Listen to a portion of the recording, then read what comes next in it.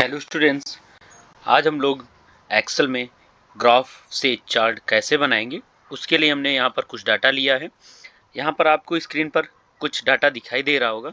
हम 1 ईयर का internet user का जो ग्राफ है वो बनाना चाहते हैं चार्ट की मदद से। तो उसके लिए क्या करेंगे, सबसे पहले हमने यहाँ पर 1 मंथ हमने लिख रखा है। यहाँ पर 1 जनवरी यहाँ पर लिखा है। हम चाहते हैं कि सभी मंथ को लिखना चाहते हैं, तो उसके लिए क्या करेंगे, सबसे आसान तरीका है जैसा कि हमने आपको पहले भी बताया था।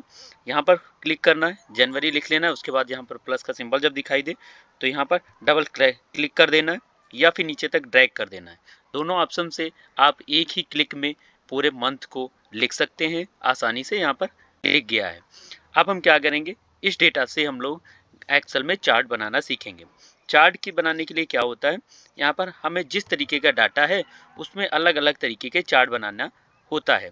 तो यहाँ पर ये हमें पता होना चाहिए किस डाटा के लिए कौन सा चार्ट बनाते हैं।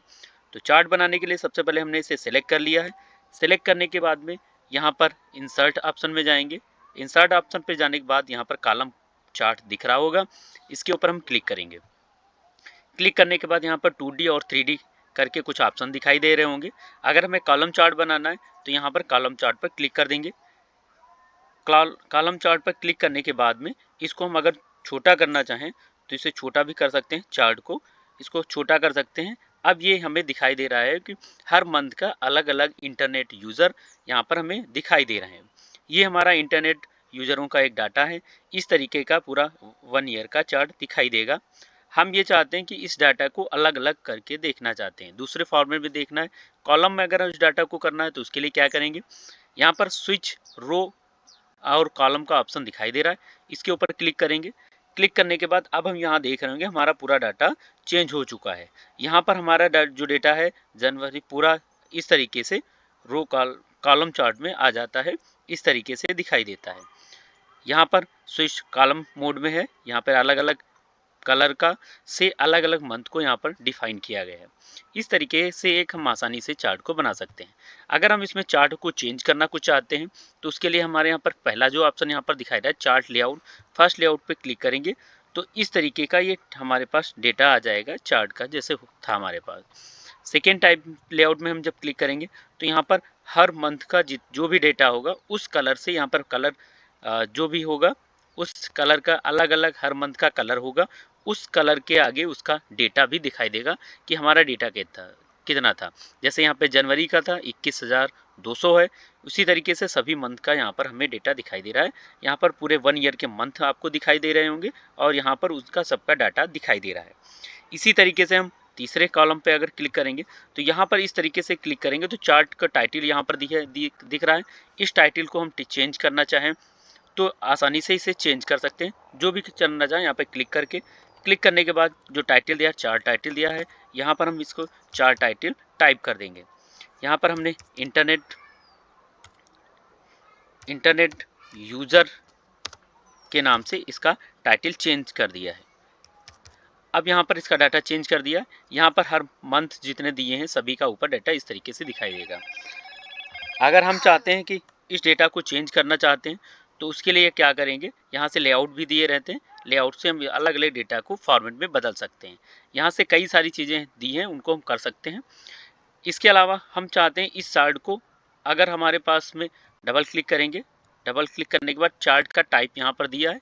टाइप में चेंज करने के लिए यहाँ पर कॉलम्स दिए हैं, लाइन दिए हैं, पाई दिए हैं, ये सारी चीज़ें यहाँ पर दिखाई दे रही हैं।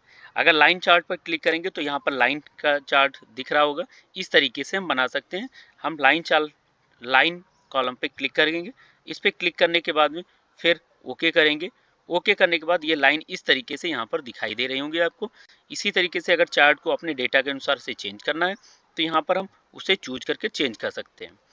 ये सब हर डेटा पे अलग अलग चार्ट के टाइप काम करते हैं। जिस भी डेटा से हम देखना चाहें, डेटा जिस प्रकार का हमारा डेटा होगा उसी प्रकार के चार्ट को हम चूज करें तो ज़्यादा अच्छा रहेगा, समझ में आएगा। इधर चाहिए बार चार्ट दिया है, उसमें कॉलम में ऊपर की तरफ था कि ये हॉरिजॉन्टल बिल्कुल एकदम होंगी, हॉरिजॉन्टल समतल होंगी। इधर कॉलम जो होंगे वो लेटे हुए होंगे। इनको ओके करेंगे तो इस तरीके से हमारा चार्ट यहाँ पर दिखाई देगा। अगर इस तरीके से हम चार्ट बनाना चाहते हैं तो आसानी से बना सकते हैं।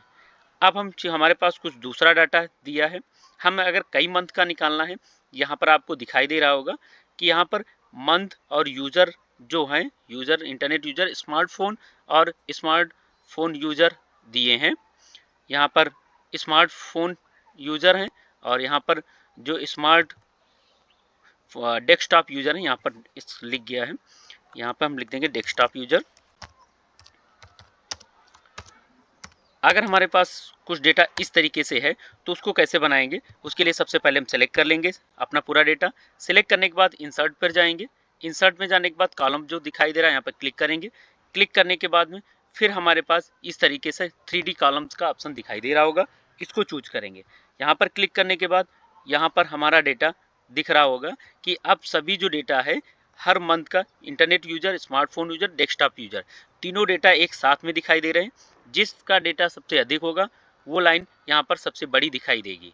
जैसे इस तरीके से जनवरी का डेटा दिखाई दे रहा है, उससे जो स्मार्टफोन का यूज़र इतना रहेगा डेटा, और इस तरीके से उसमें डेस्कटॉप यूज़र का रहेगा। अगर हमें एक बार में देखने के बाद में पूछा जाए कि इसमें सबसे ज़्यादा डेटा किसका रहा है, तो हम तुरंत इसे एक बार में देख के बता सकते हैं कि जुलाई का डेटा सबसे ज़्यादा रहा है।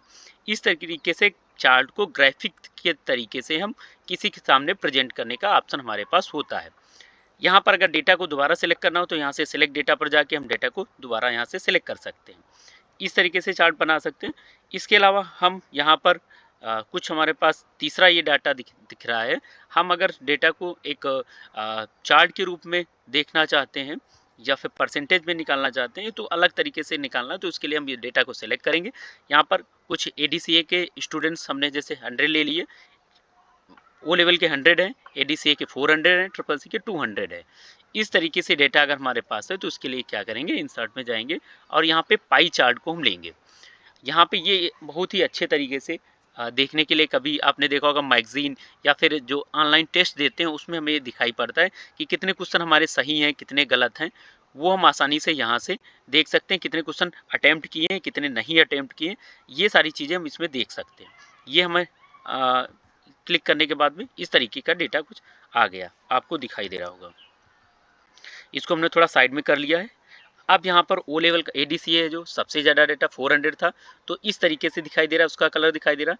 CCC का ये डाटा है तो इस कलर में दिखाई दे रहा है, और ओ लेवल का सबसे कम स्टूडेंट हमने डाला था तो इस तरीके से यहाँ पर दिखाई दे रहा है। हम ये चाहते हैं कि अगर इसको परसेंटेज में करके देखना चाहें तो उसके लिए भी हमारे पास ऑप्शन होता है।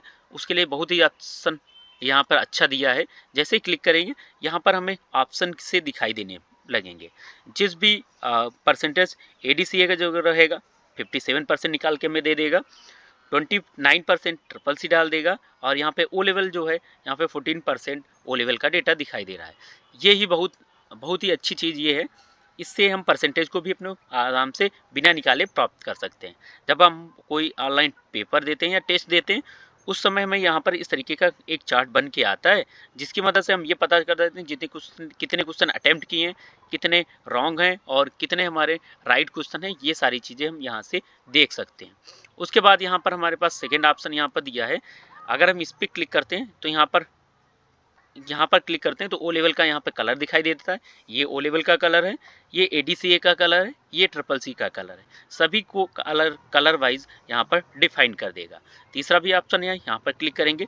क्लिक करने के बाद यहाँ पर सिंपल हमें दिखाई देगा। यहाँ से कुछ लेआउट दिए हैं जिनको हम आसानी से चेंज कर सकते हैं। यहाँ पे जिस तरीके के चाहिए यहाँ पर आसानी से यहाँ से सेलेक्ट कर सकते हैं।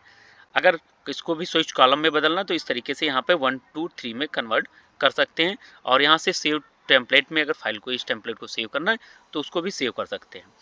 अगर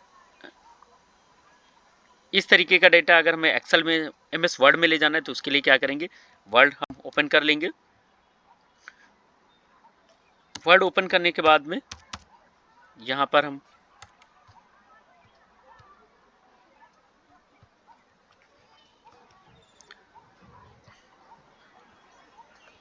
यहाँ पर डेटा निकाल सकते हैं।